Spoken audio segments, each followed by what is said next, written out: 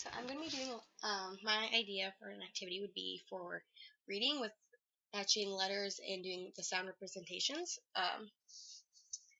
We're going to start with, our main activity is going to be having me start off showing the kids. Each kid's going to have a little pencil box full of sand and like just a normal pencil. It's not sharpened.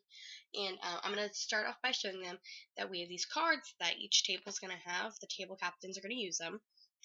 And I'm going to first demonstrate so I can model what the children are going to be doing. And I'm going to incorporate having one of the tables or one of the captains helping me out so all the children can kind of get a better idea of what they're going to be doing, especially the captains.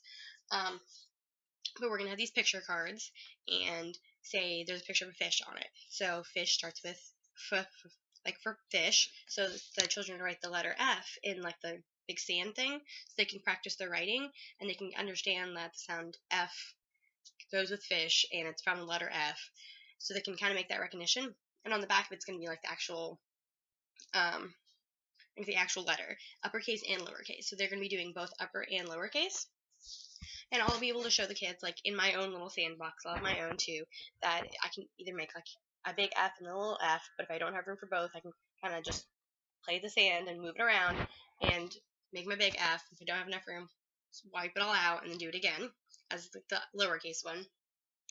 And this, by doing it whole class and doing the activity by modeling it first, is going to help the children eliminate any kind of like random questions that they're going to have. So I'm going to slowly do with one group, and I'm going to let one table show the rest of the classes how to do it. Like they're going to have a brand new card.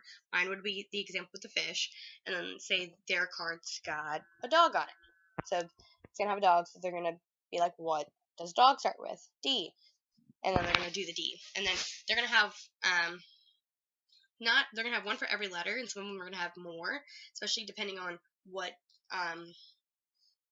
word or what letter we're working on that week or anything like that. So they're going to be doing that.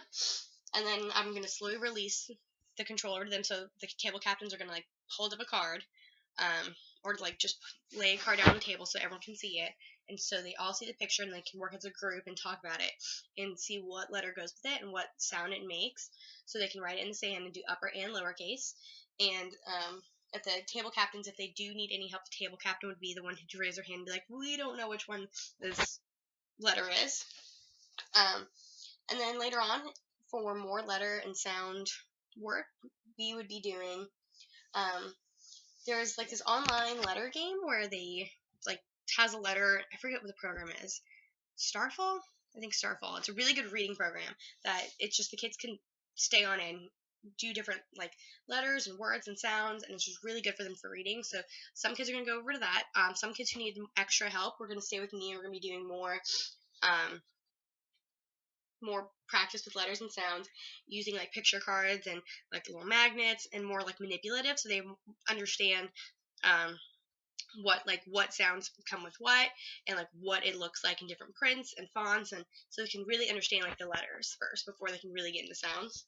But while I'm doing that, and while some children are on the computers, the other children will be doing like a matching game, matching pictures to the letter. So it's pretty much what they did in the sand, but just it's like a matching game, like matching a picture of a fish to a letter F.